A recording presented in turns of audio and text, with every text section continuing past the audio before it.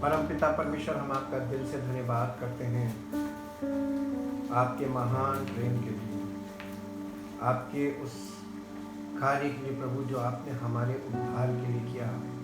अपने इकलौते पुत्र प्रभु यीशु मसीह को हमारे लिए बलि किया ताकि उसके बलिदान से हम पाप की गुलामी से छूटकर आपके बेटे बन सकें, हम मृत्यु को पार करके अनंत जीवन में प्रवेश कर सकें और आपकी पवित्र आत्मा के द्वारा हमें वो जीवन मिले जिससे हम अनंत जीवन के वारिस बने।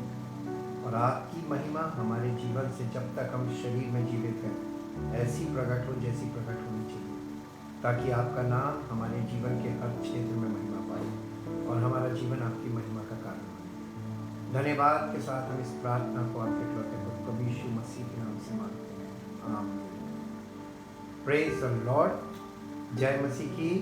हम परमेश्वर का धन्यवाद करते हैं क्योंकि परमेश्वर जो अद्भुत है, अनुग्रहकारी है और दया करने वाला, प्रेम करने वाला और हमारे जीवन में अपनी सामर्थ को प्रकट करने वाला परमेश्वर है। उसकी जितनी भी बड़ाई की जाए वो कम है, क्योंकि परमेश्वर हमारी सोच से बड़ा है और हमारे जीवन में वो कर सकता है जो हम सोच भी नहीं सकते। इसलिए हम चूँकि परमेश्वर को जानते नहीं हैं, हमारी सोच जिस प्रकार की होती है हम उसी चीज़ को उसी नज़रिए से ईश्वर को समझते हैं। और इसीलिए चूँकि परमेश्वर को लोग नहीं जानते, इसलिए उन अपनी सोच के कारण वो जीवन में पीड़ित रहते हैं और अपनी पीड़ाओं से छुटकारा नहीं प्राप्त करते हैं। आज मैं एक और विषय आपके बीच में लाया हूँ, जिस विषय के लिए बहुत लंबे समय तक मैंने भी इंतज़ार किया ताकि मैं इस बात को समझूं,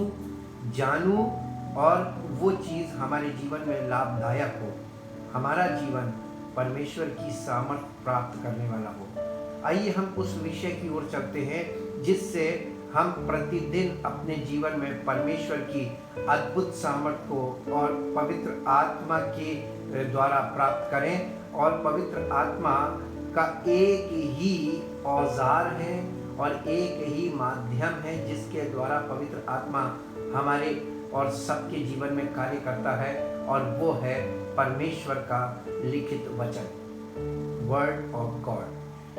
हम आज इसको परमेश्वर के वचन को किस नज़रिए से लोग देख रहे हैं और इसका कार्य हमारे जीवन में एक्चुअल में है क्या, इसे हम समझेंगे पवित्र आत्मा के दृष्टिकोण से, उसके समझाए जाने के द्वारा।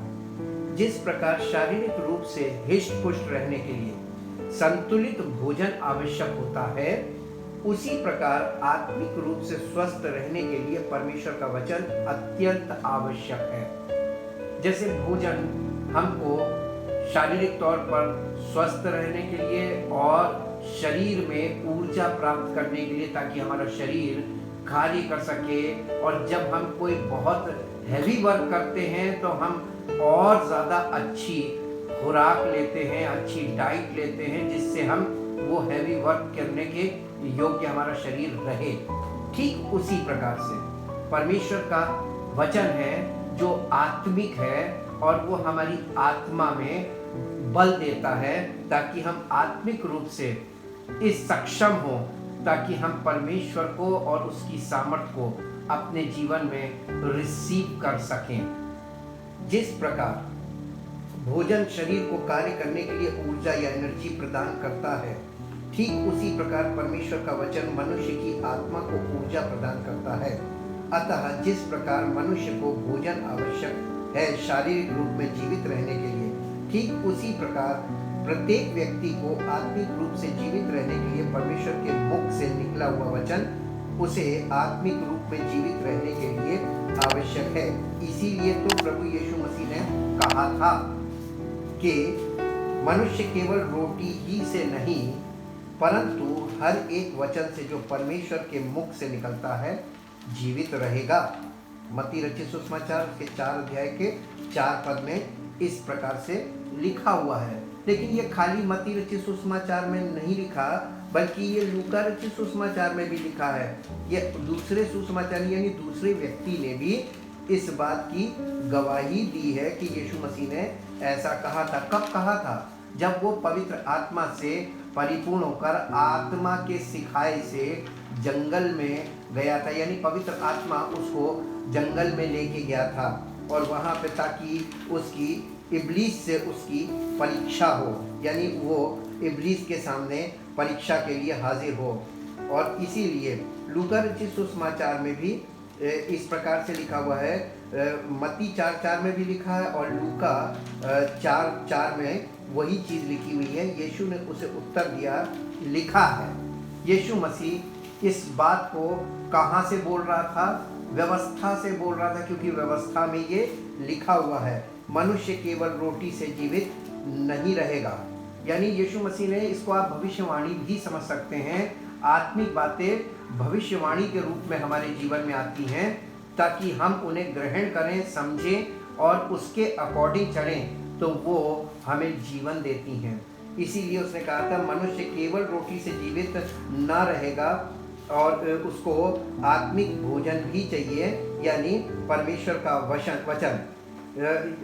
यहाँ पर उसने एक ही लाइन बोली, मनुष्य केवल रोटी से जीवित ना रहेगा, यानी उसने आगे नहीं बोला। लेकिन मत्ती रचित सुसमाचार के 4:4 में कहा था मनुष्य केवल रोटी से नहीं परंतु हर एक उस वचन से जो परमेश्वर के मुख से निकलता है। लिखा हुआ है, उसने कहा था लिखा है कि मनुष्य केवल रोटी से जीवित ना रहेगा परंतु हर एक उस वचन से जो परमेश्वर के मुख से निकलता है जीवित रहेगा। हम इसको देखते हैं और यहाँ पर लिखा हुआ है कि वो परमेश्वर के मुख से निकले वचन से जीवित रहेगा। रोटी से तो शरीर जीवित रहता है, लेकिन हमारे प्राणों का भोजन कहाँ से हमें मिलेगा? प्राण परमेश्वर की ओर से हमें दिया जाता है। ये मनुष्य का सॉफ्टवेयर पार्ट है और उस प्राण को एनर्जी चाहिए, उस प्राण को जीवन चाहिए, उस प्राण को परमेश्वर के वचन से ही जीवन मिल सकता है। एकमात्र माध्यम वही है। जैसे हम किसी भी प्रकार की कोई भी चीज़, इलेक्ट्रॉनिक हो, इलेक्ट्रिकल हो या गाड़ियां हो, कुछ भी लेते हैं, हर चीज़ की चलायमान रखने के लिए एक सोर्स की ज़रूरत होती है और हर चीज़ का अलग अलग सोर्स है। लेकिन परमेश्वर ने मनुष्य को अपने समान, अपने स्वरूप में बनाया। इसका सबसे बड़ा प्रमाण ये है कि मनुष्य परमेश्वर की आत्मा के बिना आत्मिक तौर पर जीवित ना रहेगा। शारीरिक तौर पर वो परमेश्वर रहित जीवित रहेगा, जिस जीवन का उसके लिए कोई औचित्य नहीं है, क्योंकि ये हारा हुआ जीवन होगा, ये पीड़ित जीवन होगा, ये समस्याओं से भरा जीवन होगा, जिसके पास कोई विकल्प नहीं होगा। और इस प्रकार का मनुष्य सब प्रकार के दुष्प्रभावों से घिरा हुआ होगा, सब प्रकार की निर्बलताओं से घिरा हुआ होगा और अब हारा हुआ जीवन व्यतीत करेगा। और यही हालत आज है। ये बात कहीं कहाँ गई थी? पुराने नियम में, क्योंकि यीशु मसीह ने जब ये बात बोली तो यीशु ने उत्तर दिया, लिखा है। कहाँ लिखा है? यीशु मसीह ने कहाँ से ये बात बोली? ये रेफरेंस कहाँ से आ रहा है? इसे देखने के लिए हम परमेश्वर के वचन में पुराने नियम में चलेंगे, जहाँ पर ऐसा लिखा हुआ है। और ये लिखा हुआ है लूका व्यवस्था विवरण की पुस्तक, व्यवस्था विवरण, ये भविष्यवक्ता की व्यवस्था की पुस्तक है और ये व्यवस्था की पुस्तक में लिखा हुआ था। और कहाँ लिखा है इसको हम देखेंगे। व्यवस्था विवरण की पुस्तक, the book of Deuteronomy in English, उसका अध्याय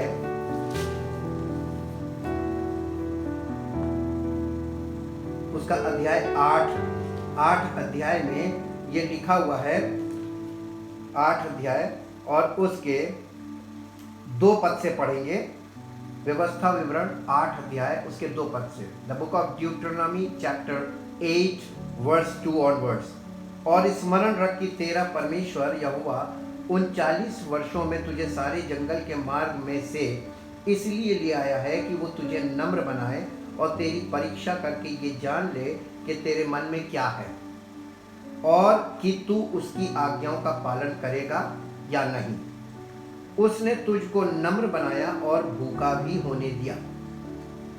फिर वो मन्ना जिसे ना तो तू और ना तेरे पुरखा ही जानते थे, वही तुझको खिलाया, इसलिए कि वो तुझको सिखाए कि मनुष्य केवल रोटी ही से नहीं जीवित रहता, परंतु जो जो वचन यहोवा के मुंह से निकलते हैं वो उन्हीं से वो जीवित रहता है। यहाँ पर थोड़ा सा और बड़े रूप में और क्लियर रूप में लिखा हुआ है कि मनुष्य जीवित कैसे रहेगा।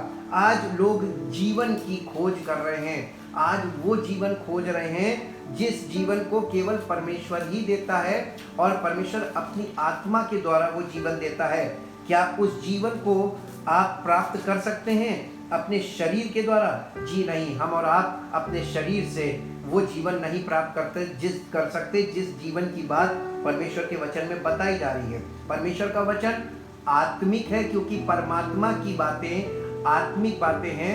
वो हमारी आत्मा को लेकर शुरू से कंसर्न है, यानी वो हमारी आत्मा के लिए शुरू से चिंतित है और उसी के लिए वो प्रयोजन करता चला आ रहा है।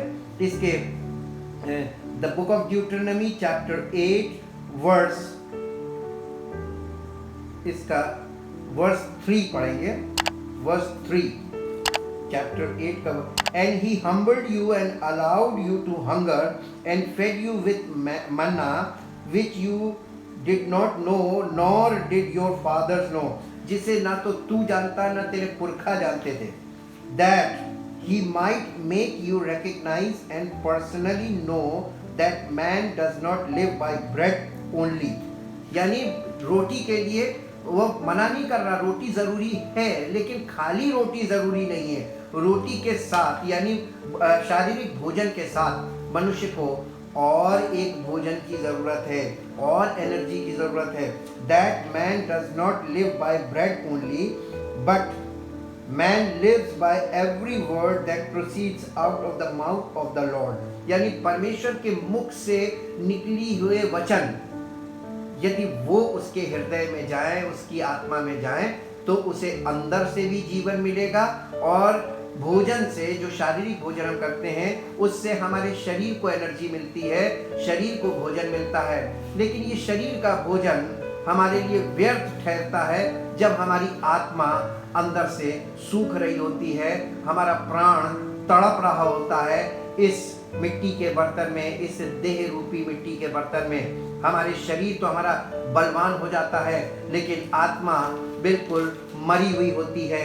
इसीलिए परमेश्वर का इकलौता पुत्र प्रभु यीशु मसीह हमें जीवन का मूल स्रोत बता रहा है और वो है परमेश्वर का जीवित वचन। परमेश्वर के वचन में जीवन है और ये हमारे लिए जीवित रहने के लिए, आत्मिक तौर पर जीवित रहने के लिए अत्यंत आवश्यक है। इसी में हम आगे देखते हैं, मनुष्य केवल रोटी ही से नहीं परंतु हर एक उस वचन से जो परमेश्वर के मुख से निकलता है जीवित रहेगा।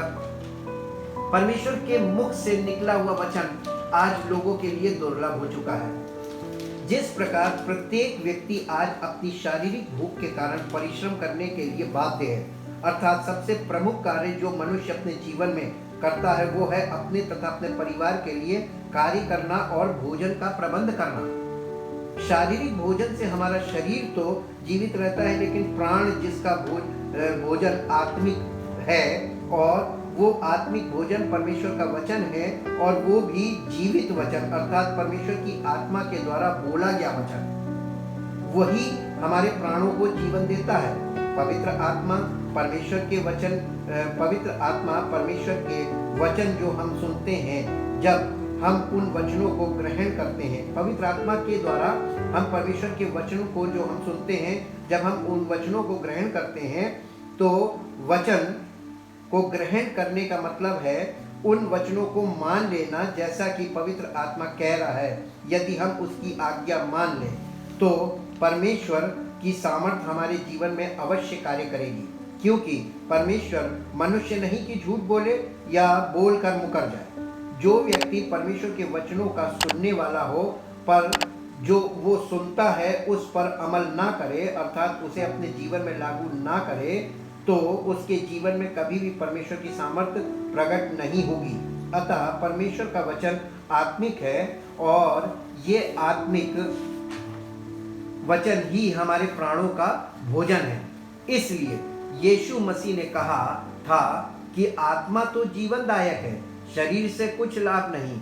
जो बातें मैंने तुमसे कही हैं वे आत्मा है और जीवन भी। यूहन्ना रचित सुसमाचार उसके 6 अध्याय के 63 पद में यीशु मसीह ने यह बात बोली थी कि आत्मा तो जीवनदायक है। आत्मा यानी पवित्र आत्मा, परमेश्वर का आत्मा, वो जीवनदायक है यानी जीवन देने वाला है। लेकिन जीवन देगा कैसे? परमेश्वर के वचनों के द्वारा। परमेश्वर के वचन वो माध्यम है जो पवित्र आत्मा के द्वारा जब हमारे जीवन में आते हैं तो हमारे जीवन में पवित्र आत्मा के द्वारा सुने गए वचनों को और उनको ग्रहण की करने से और उन पर अमल करने से हमारे अंदर आत्मा के द्वारा जीवन आता है, यानी परमेश्वर की आत्मा के द्वारा हमें जीवन प्राप्त होता है। इसी को इंग्लिश एम्प्लीफाइड में पढ़ेंगे, it is the spirit who gives life, he is the life giver. यानी परमेश्वर का आत्मा लाइफ गिवर है, वो हमारे प्राणों के लिए जीवन देने वाला माध्यम है यानी सोर्स है। वो अगर ना जीवन दे तो हमारे प्राणों में जीवन नहीं हो सकता। The flesh conveys no benefit whatever, there is no profit in it. The words यानी truths that I have been speaking to you are spirit and life. Yeshu Masih ये बता रहे हैं कि आत्मा और उस आत्मा के द्वारा जीवन है क्या। मैंने जो तुमको बातें बताई है यानी मसीह की बातें, यीशु मसीह के द्वारा बताई गई बातें, उसके द्वारा दी गई शिक्षाएं, उसके द्वारा दिए गए सिद्धांत, वही वो सत्य हैं और वो सत्य ही आत्मा है और वो सत्य ही जीवन है। इसीलिए यीशु मसीह ने कहा था मार्ग, सत्य और जीवन मैं ही हूँ। यीशु मसीह वो सत्य है जो हमारी आत्मा को जीवित करता है और लगातार उसे जीवन देने का काम करता है। यानी हमारी सांसें हैं, समझ लीजिए आत्मिक सांसें, वो अगर नहीं है तो हमारी आत्मिक सांसें नहीं चलेंगी। आज हम अपने चारों ओर देखते हैं कि लोग शरीर में जीवित हैं लेकिन उनका प्राण तड़प रहा है, प्राणों में संतुष्टि नहीं है। इसका मतलब जैसे शारीरिक रूप से मनुष्य का जब पेट नहीं भरता है तो वो भोजन के लिए भटकता रहता है क्योंकि वो तृप्त नहीं है। जब उसे वो भोजन मिल जाता है तो वो संतुष्ट हो जाता है या तृप्त हो जाता है और विश्राम करने लगता है। इसी प्रकार जब हमारी आत्मा को पवित्र आत्मा परमेश्वर के वचनों के द्वारा जो हमारे प्राणों का आत्मिक भोजन है उससे हमारी आत्मा को तृप्त कर देता है या संतुष्ट कर देता है, सेटिस्फाई कर देता है, तो हमारी आत्मा को विश्राम मिल जाता है। विश्राम से तात्पर्य संतुष्टि से है यानी तृप्त हो जाने से। जब कोई व्यक्ति तृप्त हो जाता है, अब उसको कुछ नहीं चाहिए, अब वो तृप्त है, तो उसको अब विश्राम मिल जाता है। जब तक वो तृप्त नहीं होता तब तक उसे विश्राम नहीं मिलता। नीति वचन की पुस्तक में चलेंगे, the book of proverbs in English, नीति वचन की पुस्तक उसके 27 अध्याय में चलेंगे।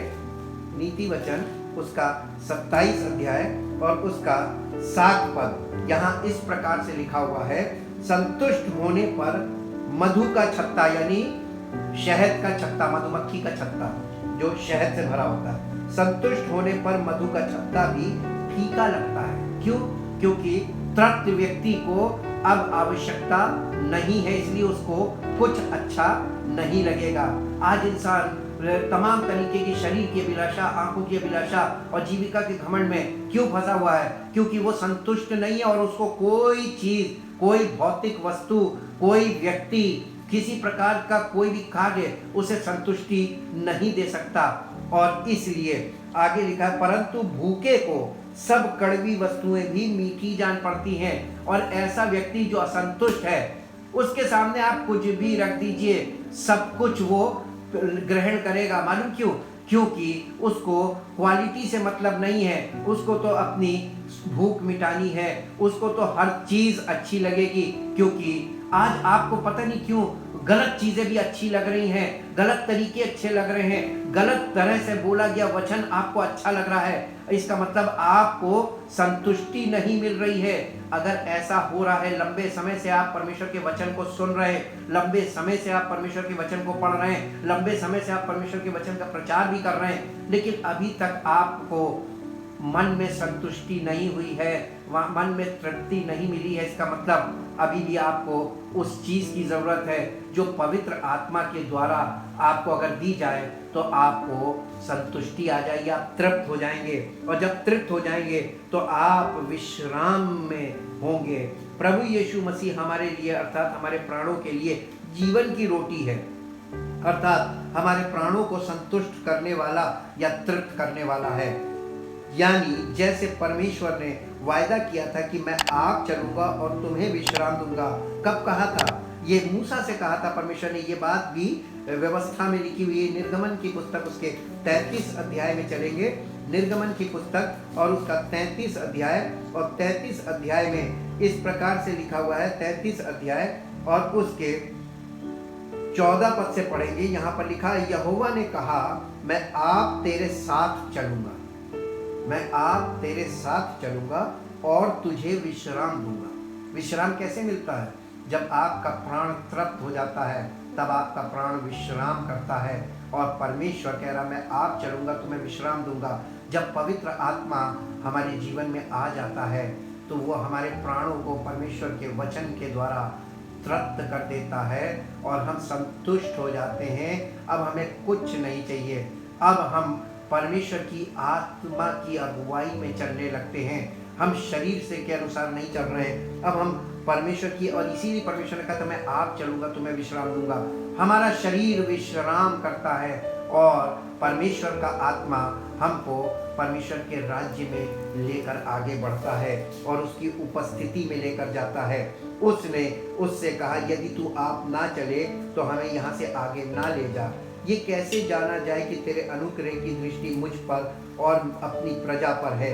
क्या इससे नहीं कि तू हमारे संग संग चले, जिससे मैं और तेरी प्रजा के लोग पृथ्वी भर के सब लोगों से अलग ठहरे। जब परमेश्वर का आत्मा हमें संतुष्ट कर देता है और हमें आत्मिक तौर पर लेकर चलता है, यानी वो स्वयं चलता है, हम तो सिर्फ उसको फॉलो कर रहे होते हैं और शरीर विश्राम में होता है, हमारा शारीरिक मन बिल्कुल विश्राम में होता है, यानी संतुष्ट। अब हमको टेंशन नहीं है कि हमें ये करना है, हमें कैसे करेंगे, ये काम कैसे होगा। अब हमको ये मालूम है कि परमेश्वर का आत्मा सब कुछ करने में सामर्थी है और वो ही कर सकता है, वो ही करने की योग्य है, सब कुछ वो करेगा और हम बिल्कुल शांत हो जाते हैं। शरीर हमारा विश्राम में होता है और इसी विश्राम की बात यीशु मसीह ने अपने शब्दों में कही थी। मत्ती रचित सुसमाचार, यही वाली बात यीशु मसीह ने अपने तरीके से यहाँ पर बोली थी। मत्ती रचित सुसमाचार उसका अध्याय 11 अध्याय में आएंगे और 11 अध्याय का 28 पद। हे सब परिश्रम करने वालों और बोझ से दबे हुए लोगों, मेरे पास आओ, मैं तुम्हें विश्राम दूंगा।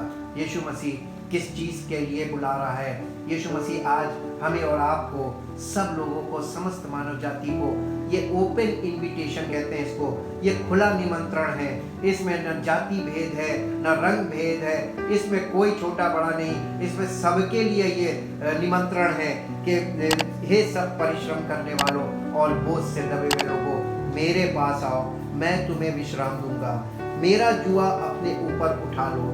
मेरा जुआ यानी मेरा कंट्रोल, अपने मेरे कंट्रोल में आ जाओ। मेरा जुआ अपने ऊपर उठा लो मतलब मेरे को अपने आप को समर्पित कर दो और मुझसे सीखो, क्योंकि मैं नम्र और मन में दीन हूँ और तुम अपने मन में विश्राम पाओगे, क्योंकि मेरा जुआ सहज और मेरा बोझ हल्का है।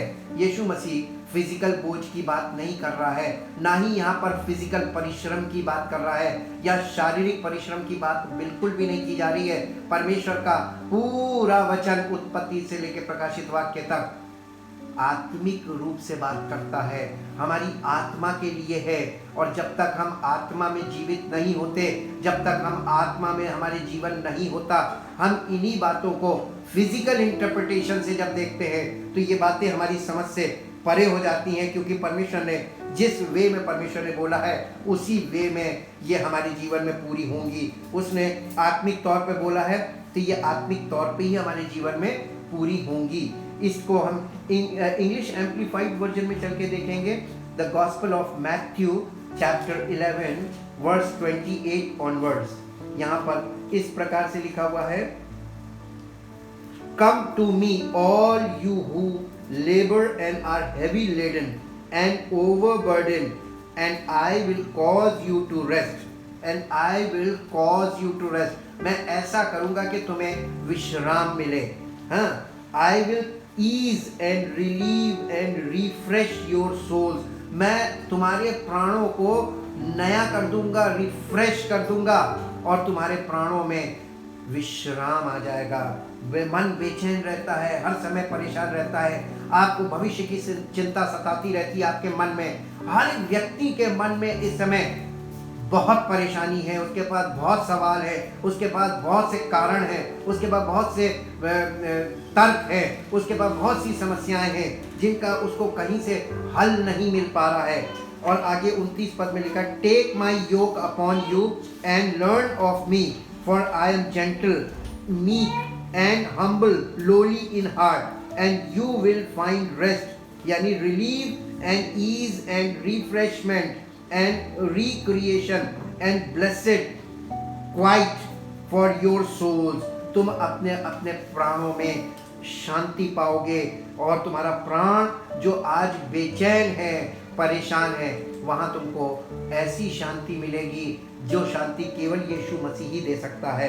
For my yoke is wholesome, useful, good, not harsh, hard, sharp or pressing, but comfortable, gracious and pleasant, and my burden is light and easy to be borne. यानी मेरा जो जुआ है, यानी मेरा जो कंट्रोल है, मेरे वश में रहोगे तो मैं किसी के ऊपर जबरदस्ती कुछ नहीं लाता हूँ, मैं किसी के साथ कोई ऐसा काम नहीं करता हूँ जिससे वो और पीड़ित हो, बल्कि मैं उसकी पीड़ाओं को ले लेता हूँ और उसको संतुष्ट करता हूँ, उसको मन में शांति से भर देता हूँ। इसी के साथ साथ यिर्मयाह नबी की पुस्तक उसका 6 अध्याय का 16 पद पढ़ेंगे। यिर्मयाह नबी की पुस्तक उसके 6 अध्याय का 16 पद, यिर्मयाह 6:16। यहाँ पर इस प्रकार से लिखा हुआ है, यिर्मयाह नबी की पुस्तक 6 अध्याय का 16 पद, और यहाँ पर लिखा हुआ है, यहोवा यूं भी कहता है, सड़कों पर खड़े होकर देखो और पूछो कि प्राचीन काल का अच्छा मार्ग कौन सा है, उसी में चलो और तुम अपने अपने मन में चैन पाओगे। पर उन्होंने कहा, हम उस पर ना चलेंगे। यानी लोगों को उसने ऑफर पहले भी दिया था, प्राचीन काल से परमेश्वर ऑफर देता आया है कि प्राचीन काल से इस बात का पता करो कि वो मार्ग कौन सा है जिसमें चलने से विश्राम मिलता है।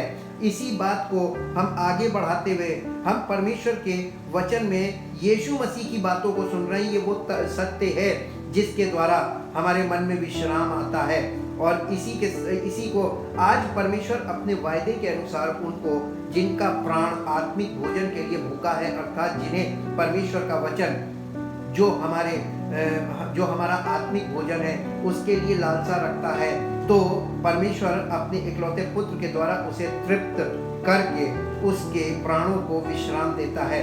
मत्ती रचित सुसमाचार उसके 5 अध्याय का 6 पद, मत्ती रचित सुसमाचार उसके 5 अध्याय का 6 पद, यहाँ पर इस प्रकार से लिखा हुआ है कि धन्य है वे जो धर्म के भूखे और प्यासे हैं, क्योंकि वे तृप्त किए जाएंगे। परमेश्वर का इकलौता पुत्र प्रभु यीशु मसीह सबको तृप्त करने का वायदा नहीं कर रहा है, वायदा तो कर रहा है, लेकिन किसके लिए? जो भूखे हैं उन्हें वो तृप्त करेगा। क्या आपको परमेश्वर के वचन की भूख और प्यास है? क्या आप परमेश्वर के वचन के लिए ललायित रहते हैं?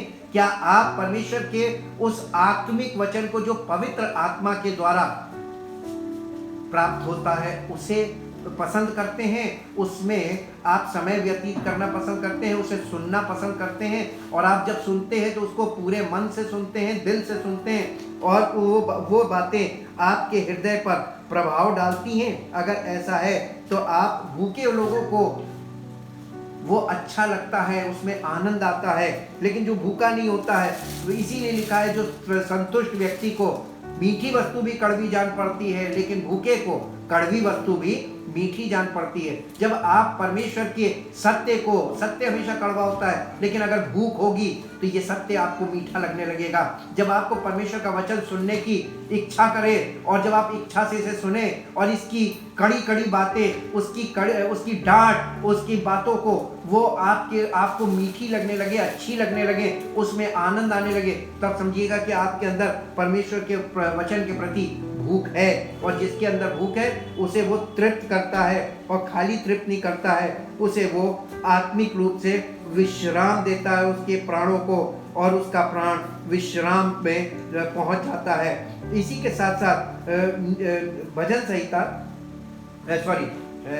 यूहन्ना रचित सुसमाचार, नए नियम में रहेंगे, यूहन्ना रचित सुसमाचार उसके 5 अध्याय में आएंगे, और 5 अध्याय का 25 पद इस प्रकार से लिखा हुआ है यहाँ पर, 5 अध्याय और उसके 25 पद में, क्योंकि जिस रीति से पिता अपने आप में जीवन रखता है, उसी रीति से उसने पुत्र को भी यह अधिकार दिया है कि वो अपने आप में जीवन रखे। और इसके 25 पद में लिखा, मैं तुमसे सच सच कहता हूँ, वो समय आता है और अब है, जिसमें मृतक यानी आत्मिक तौर पर मृतक, शारीरिक तौर पर जीवित मृतक परमेश्वर के पुत्र का शब्द सुनेंगे, और जो सुनेंगे वो जिएंगे। क्योंकि जिस रीति से पिता अपने आप में जीवन रखता है, उसी रीति से उसने पुत्र को भी अधिकार दिया है कि वो अपने आप में जीवन रखे। यानी और वरन उसे न्याय करने का भी अधिकार दिया है, इसलिए कि वो मनुष्य का पुत्र है। ये परमेश्वर की ओर से है, प्रभु यीशु मसीह का प्रकट होना और उसके कार्य परमेश्वर की ओर से हैं, जो हमारे और आपके लिए वो करता है। इसी के साथ साथ हम इसी 6 अध्याय में आएंगे, यूहन्ना रचित सुसमाचार उसका 6 अध्याय और उसके 25 पद से देखेंगे। झील के पार जब वे उससे मिले, यानी यीशु मसीह से मिले, तो कहा, हे रब्बी, तू यहाँ कब आया? यीशु ने उन्हें उत्तर दिया, मैं तुमसे सच सच कहता हूँ, तुम मुझे इसलिए नहीं ढूंढते हो कि तुमने आश्चर्य कर्म देखे, परंतु इसलिए कि तुम रोटियां खाकर तृप्त हुए। यानी लोग उसके पीछे क्यों चलते थे? शारीरिक भोजन उसको मिलता था, रोटियां खाने को मिलती थी, इसलिए चलते। और यीशु मसीह के पीछे आज भी लोग केवल शारीरिक चीजों के लिए उसके पीछे चल रहे हैं। उसके पास क्यों आ रहे हैं? केवल शारीरिक चीजों को मांगने के लिए आते हैं, शारीरिक बातों के लिए ही उसके पास आ रहे हैं। ये बात यीशु मसीह को मालूम थी और आज भी मालूम है। नाशवान भोजन के लिए परिश्रम ना करो। आज परिश्रम की बात वहां पर भी लिखा था, हे सब परिश्रम करने वालों और बोझ से दबे लोगों, मेरे पास आओ। और यहाँ पर यीशु मसीह कह रहा है, नाशवान भोजन के लिए परिश्रम ना करो। ये नाशवान भोजन भी शारीरिक भोजन नहीं है। यहाँ पे वो फिर शारीरिक बात नहीं कर रहा। 27 पद में वो कह रहा है, नाशवान भोजन के लिए परिश्रम ना करो, परंतु उस भोजन के लिए जो अनंत जीवन तक ठहरता है, जिसे मनुष्य का पुत्र तुम्हें देगा, क्योंकि पिता अर्थात परमेश्वर ने उसी पर छाप लगाई है। Who is the authorized person to give us the spiritual food? हमें कौन वो अधिकृत व्यक्ति है जो हमको आत्मिक भोजन दे सकता है? वो केवल एक ही है, और वो है परमेश्वर का इकलौता पुत्र, जिसके विषय में यहाँ पर लिखा हुआ है कि पिता ने अर्थात परमेश्वर ने उसी पर छाप लगाई है। वही पुत्र ही तुमको देगा और कोई नहीं दे सकता।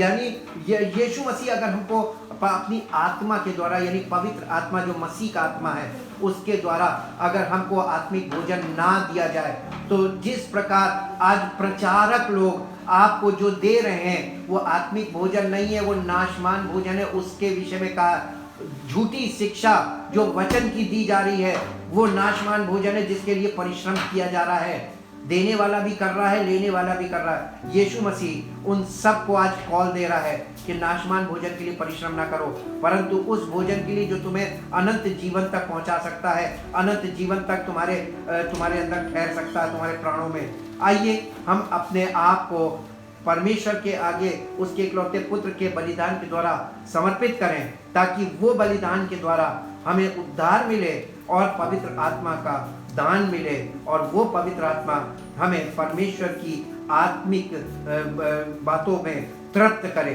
हमारे प्राणों में शांति आए और हमारा जीवन उसकी महिमा का कारण हो। परम पिता परमेश्वर, हम आपका हृदय से धन्यवाद करते हैं एक एक उपकार के लिए जो आपने हम पर किए हैं और आप करते ही चले जाते हैं, क्योंकि प्रभु हमें प्रतिदिन उद्धार की जरूरत है, प्रतिदिन हमें छुटकारा चाहिए।